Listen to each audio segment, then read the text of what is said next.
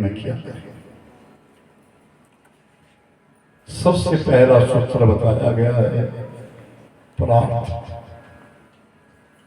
ये पहला सूत्र है। भगवत प्राप्ति के 9 साधन और इस मानव जीवन का उद्देश्य ही केवल भगवत प्राप्ति। पहला विषय है प्रार्थना। हम प्रभु की प्रार्थना करें। प्रार्थना के द्वारा हम भगवत प्राप्ति करें। वो चाहे आप संस्कृत में बोलो, वो चाहे आप हिंदी में बोलो, वो चाहे आप अपनी भाषा में बोलो, मातृभूमि में। भगवान तुम्हारे भाव को देखते हैं। विज्ञो वदति विष्णाय, विज्ञो वदति विष्णवे, मूर्खो वदति विष्णाय। भाव ज्ञानी, भावग्राही जनार्दन। एक अनपढ़ व्यक्ति कहता है ओम विष्णाय नमः, और एक पढ़ा लिखा व्यक्ति कहता है ओम विष्णवे नमः। अब कहें कि वो गलत बोल रहा है, उसको पुण्य नहीं मिलेगा? नहीं, ऐसा नहीं। भावग्राही जनार्दन, वो जनार्दन जो है, जो परम पिता परमात्मा है, वो उस जपने वाले के मन का भाव ग्रहण करता है। वो तुम्हारी शुद्धि और शुद्धि नहीं देखता। जिसको ज्ञान नहीं है, अगर अशुद्ध बोल रहा है कोई बात नहीं, क्योंकि उसको बोध नहीं है। जिसको ज्ञान है, अगर वो कहता है तब उसका अर्थ विपरीत हो जाता है। हमारी प्रार्थना निर्मल होनी चाहिए। हमारी प्रार्थना में प्रेम होना चाहिए। चाहे उसको तुम मंत्र के रूप में बोलो, चाहे तुम भजन के रूप में बोलो, चाहे तुम स्तुति के रूप में बोलो। ये पहला सूत्र है भगवत प्राप्ति का, प्रार्थना। दूसरा सूत्र है प्रेरणा। दूसरों को प्रेरित करें, उतना ही पुण्य है। जो दूसरों को सन्मार्ग पर चढ़ाता है, उसको उतना ही पुण्य मिलता है। तीसरा है पराक्रम। उस भगवत प्राप्ति तक हमको पहुंचना है, हमारे मेरे पराक्रम चाहिए। और चौथा सूत्र है प्यास। हमारा प्रयास। कितनी गलतियां हो जाए, कितना कुछ हो जाए, अपना प्रयास ना करें। सिद्धार्थ ने 7 दिन प्रयास किया, तब जाकर के वो बुद्ध बने। अपना प्रयास कदा भी ना छोड़े। और 5वां सूत्र है पुरुषार्थ। दूसरों का कल्याण करना, दूसरों के लिए अच्छा कहना, दूसरों के लिए नेकी की राह देना, नेकी का रास्ता दे देना। और छठा प्रयास है प्रत्यक्ष। उतावले नहीं होना, इंतजार करना। गुरु महाराज ने कहा कि तुम 5 माला रोज करो। तुमने 5 नहीं 7 कर ली, 10 कर ली, फिर भी भगवत प्राप्ति नहीं है, तो इसका अर्थ ये नहीं है कि तुम सिद्ध हो गए। नहीं, उसकी प्रतीक्षा करो। भगवान के घर में देर है, देर नहीं है, प्रतीक्षा करो। तुम्हारा किया हुआ कार्य तुमको फल अवश्य देगा। सातवीं बात है पूर्ण रूप से प्रयास। अपनी गलतियों को बारंबार उजागर करना, फिर प्रयास करना। और आठवां विषय है प्रसाद, भगवत वाणी का प्रसाद। जहां तुम्हें मिले इस समय आपको वचन रूपी प्रसाद मिल रहा है, इसे प्रसाद समझ करके ग्रहण करिए। ये वचन प्रसाद के रूप में। और नौवां और अंतिम विषय है प्रतिज्ञा, यानी हम परिपक्व हो कि हमें ये कार्य करना ही है। हम परिपक्व हो, हमारा काम पूरा होना चाहिए। अगर हम इस बात के ऊपर अटल है, बिल्कुल परिपक्व है, तो तुमको कोई रोकने वाला नहीं है। भगवत प्राप्ति होगी ही होगी। पर्णशिला गिरी है और दो राही, एक पूरब से आया, एक पश्चिम से आया। और बीच में जब उस पर्णशिला को देखा तो ये कहता है कि ये मेरी है, इसे मैंने पहले देखा है। दूसरा कहता नहीं, इसको मैंने देखा है, ये मेरी है। ये कोई नहीं पूछ रहा है किसकी है, नहीं। उस शिला के ऊपर दोनों अपना दावा कर रहे हैं, ये मेरी है, ये मेरी है। पहले तो बात युद्ध चलता रहा, और बात युद्ध चलने के पश्चात तलवारें निकल गई। और जैसे तलवारें निकली तो एक ने एक दूसरे को, दोनों ने आपस में काट दिया, दोनों मर गए। स्वर्ण सीधा वहीं पड़ गए।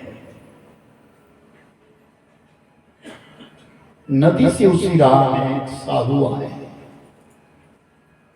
और साधु ने देखा यहां तो कोई स्वर्ण सीधा है।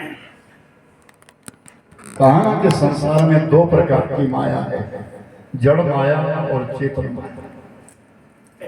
और ये दोनों माया कैसे चलती है? चेतन माया जो है वो स्त्री है, और जड़ माया जो है वो दौलत है।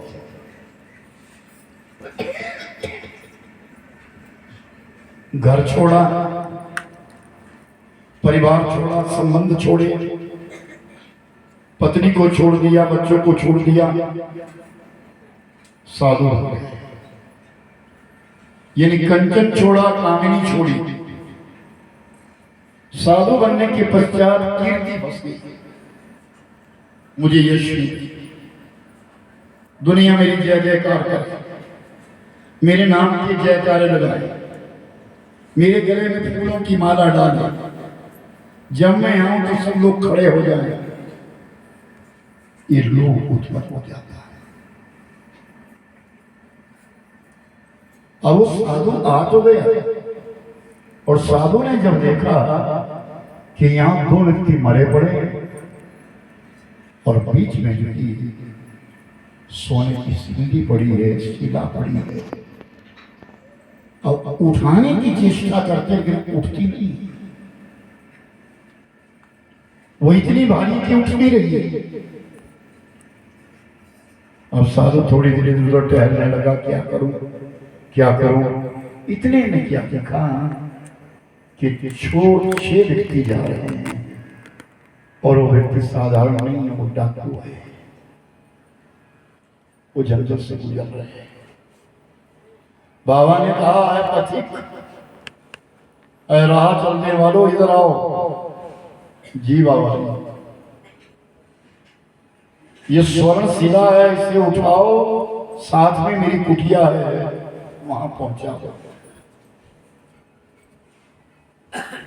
उन डाकुओं ने उस शिला को उठाया और उस कुटिया में ले गए।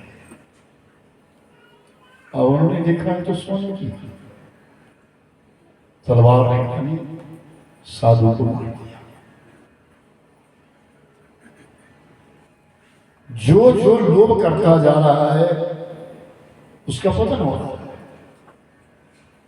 अब छयों ने विचार किया हम छह हैं, ये सोना है, साधारण बात नहीं है, हम इसको तोड़ नहीं सकते, क्यों ना किसी जौहरी को लाया जाए, किसी सुनार को लाया जाए, इसके चीज से कर दिए जाए। हाँ ठीक है, बाजार में चले गए, एक सुनार से कहा हमारा काम करो, सुनार ने हमें कर दिया। लेकिन सुनार जब आया तो सुनार ने आकर के अपनी झोली में 6 विष के लड्डू लेकर अपना शस्त्र उठाया और उस शिला को जब काटने लगा, उससे पहले एक एक लड्डू 6 के पास दिया, तुम इसे खा लो, जितने देर में तुम खाओगे उतनी देर में इसकी 6 से कर दूंगा। लेकिन उन्होंने नहीं खाया, उसने 6 से कर दिया। अब वो सोचता है कि ये खाएं ये मरे और ये सोना मैं लेकर के चला जाऊंगा, लेकिन उन्होंने वो लड्डू खाए नहीं और उसने 6 से कर दिए। जब वो 6 टुकड़े हो गए तो अब उन 6 डाकुओं ने विचार किया, इसको पता है बाजार जाएगा, शोर मचाएगा, इसलिए इसको मारो। तलवार निकाली और सुनार को भी मार दिया। शिला वहीं पड़ी, आज उसके 6 टुकड़े हो गए और अब 6 के 6 विचार करते हैं, प्रसन्नता हो गई। सबने उस सोने को लपेट लपेट करके अपने सामने रखा है, ये हमारा अहोभाग्य है। अब जीवन में हम कभी चोरी नहीं करेंगे, पूरा जीवन खाने के लिए हमारे पास धन ही धन हो गया। अब इसी खुशी में आओ सब मिलकर के लड्डू खाएं। और वो 6 लड्डू एक एक करके सबने खा लिए, सबकी मौत हो गई और वो सोना वहीं का वहीं पड़ गया। पाप से प्रसूति लोभ, पाप की जो जननी है ना वो लोभ है। जब इंसान लोभ करता है, जब लोभ की ओर जाता है तो उसका पतन जो है वो निश्चित है। उस लोभ से बाहर निकालना कठिन हो जाता है। मेरे भाई बहन, बड़े अगर हम समय नहीं संभाल सके, हमारा समय एक एक क्षण बहुत है। तभी तो कहता हूं कि जब कार्ड छपता है तो कार्ड के ऊपर टाइम लिखा जाता है, वो संदेश दिया जाता है, जनता जनार्दन को संदेश दिया जाता है। अमुक समय के ऊपर कथा शुरू होनी है और अगर अमुक समय के ऊपर हम कथा शुरू नहीं करते हैं तो दोषी को हम। तुम्हें मेरी सब प्राप्तियां तुम्ही हो, मेरी जिंदगी का सहारा तुम्ही हो, तुम्ही मेरी नैया किनारा तुम्ही हो, मेरी जिंदगी का सहारा तुम्ही हो।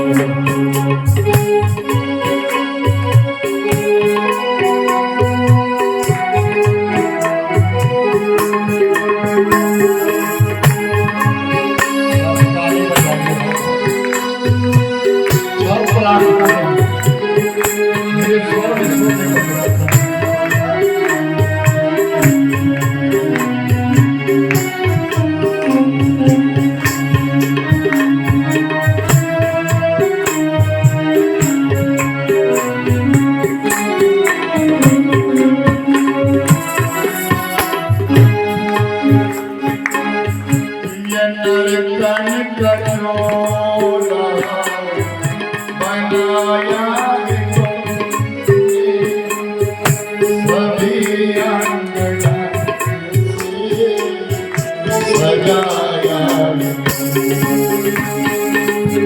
ये नर्तन का चोला बनाया है तूने, सभी रंग से सजाया है तूने।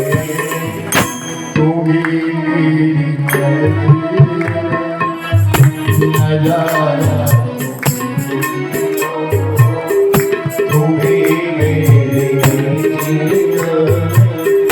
नजारा तुम्ही हो, मेरी जिंदगी का सहारा तुम्ही हो, मेरी जिंदगी का किनारा तुम्ही हो, मेरी जिंदगी का सहारा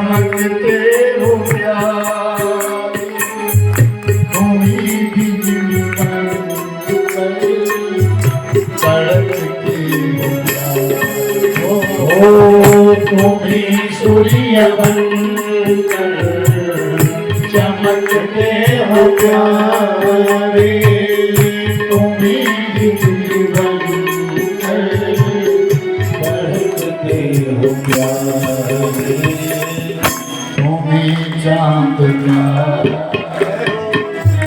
सितारा, तुम्ही चांद का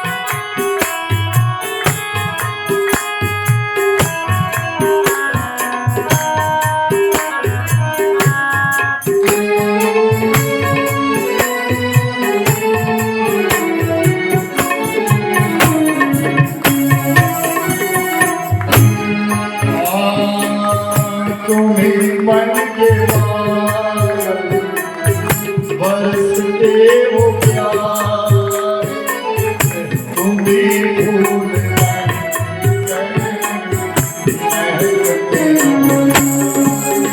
वो तुम्ही बन के बादल बरसते हो प्यारे, तुम्ही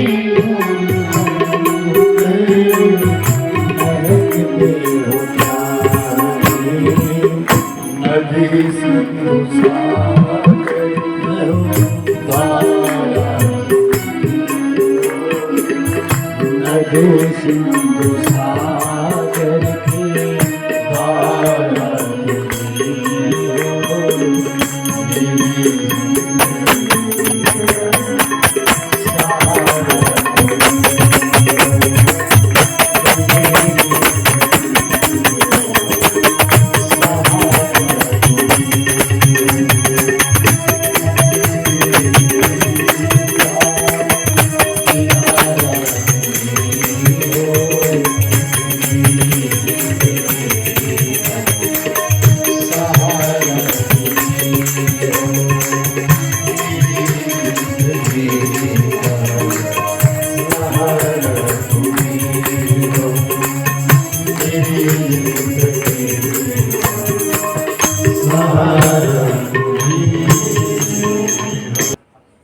कहते हैं जब जब भी परिवार बैठता था 1,61,080 बच्चे जब बैठते थे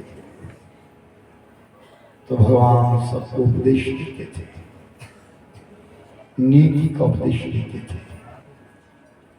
तो उनके जो पुत्र थे वो अवहेलना करते थे। सठिया गया है इसी क्या मानो।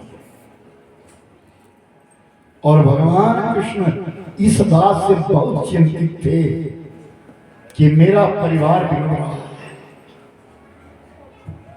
जरा नाम की मदिरा को पीते थे। भगवान विचार करते क्या हो गया, और बारंबार अपने परिवार से कहते थे ब्राह्मणों का, साधु संतों का कभी अपमान मत करना, कभी अपमान मत करना। और एक दिन की बात, भगवान कृष्ण के गुरु आ गए जिनका नाम दुर्वासा ऋषि था। पता चला दुर्वासा ऋषि आए तो भगवान ने अपने सारथी से कहा सोने का रथ लेकर के जाओ। गुरु महाराज को सोने के रथ पर बिठा करके दुर्वासा ऋषि के सामने जब रथ गया, दुर्वासा ऋषि ने कहा नहीं, मैं इस रथ पर नहीं बैठूंगा, इसमें पैर जुते हुए हैं, मैं इनको कष्ट नहीं देना चाहता। अगर मुझे कृष्ण रथ पे बिठाना चाहता है तो अपनी पत्नी रुक्मणी के सहित आओ, दोनों बैल बनो और मुझे उठा दीजिए। परीक्षा देते थे। द्वारिका नगरी के बाहर आ गए, दोनों बैल बन गए, पति और पत्नी दोनों बैल बन गए। कंधे के ऊपर रथ को लेकर के खींचने लगे। रथ के ऊपर गुरु महाराज बैठे, हाथ पांव से चल रहे, घोड़ों की तरह चल रहे। तो रुक्मणी को प्यास लग गई, इशारा किया प्रभु कृष्ण को, महाराज प्यास लगी है। तो भगवान कृष्ण ने अपना दाहिने पांव का अंगूठा दबाया और नीचे से पानी निकल गया और उस पानी को रुक्मणी ने पी लिया। बस पानी पीना था, दुर्वासा ने छलांग लगा दी, श्राप दिया। गुरु की अवहेलना करके तुमने जलपान किया, जाओ, तुम्हारी सारी द्वारिका नगरी का पानी पीने के योग्य नहीं है। द्वारिका का पानी पीने योग्य नहीं, द्वारिका में पानी बाहर से आता है, सारा पानी खारा हो जाए। और कृष्ण आज के बाद तुम द्वारिका में रहोगे और रुक्मणी तुम्हारी पत्नी द्वारिका से बाहर रहेगी। आज भी रुक्मणी का मंदिर द्वारिका से 3 किलोमीटर बाहर और द्वारिका के अंदर केवल अकेले भगवान गुरु तत्पश्चात ऋषि दुर्वासा के साथ 10,000 शिष्य है। भगवान कृष्ण आए, महाराज मैं आपकी क्या सेवा करूं? तस्मै खीर बनाओ। कृष्ण अपने हाथ से खीर बनाओ और भगवान कृष्ण ने बहुत सुंदर खीर बनाई। खीर का थाल लिया, अपने गुरु महाराज के सामने चले गए। जब गुरु महाराज के सामने वो थाल रखा, अपनी दृष्टि उस थाल पर डाली, दुर्वासा ऋषि ने कहा सर से लेकर के पांव तक अपने शरीर में इस खीर को मत सारे शरीर में खीर लगा। अब कृष्ण भगवान ने जो खीर बनाई थी अपने सारे शरीर में लगाते चले गए और सारे शरीर में खीर मल दी, थाली खाली कर दी। दुर्वासा ने कहा कि जो मैंने कहा तुमने आज्ञा का पालन किया, गुरुदेव कर दिया। अपने पांव के तलवे में तुमने खीर क्यों नहीं लगाई? वो तो आपका प्रसाद है, मैं पांव के नीचे कैसे लेता हूं? लेकिन आदेश भी तो मेरा था ना। सुन, तेरा सारा शरीर वज्र हो गया है, तुझे कोई नहीं मार सकता, लेकिन तेरे जो पांव का तलवा है वो कोमल रह गया, और इसी से तुम्हारी मौत हो। और दुर्वासा ऋषि जिस बाग के बीच में बिठा दिए गए, बैठ गए। भगवान कृष्ण के पुत्र बहुत उद्दंडी थे। उन्होंने कहा ये साधु इतने इकट्ठे हुए हैं, इनकी परीक्षा लेनी चाहिए, इनके अंदर क्या गया। जामावती का पुत्र जिसका नाम था सांब, उस सांब को स्त्री के कपड़े पहनाए और सांब के पेट के ऊपर कुछ चिथड़े बांध दिए और दुर्वासा ऋषि के सामने ले गए। गुरुवर जानना चाहते हैं ये हमारी पत्नी है, इसके कौन सा बालक पैदा होगा?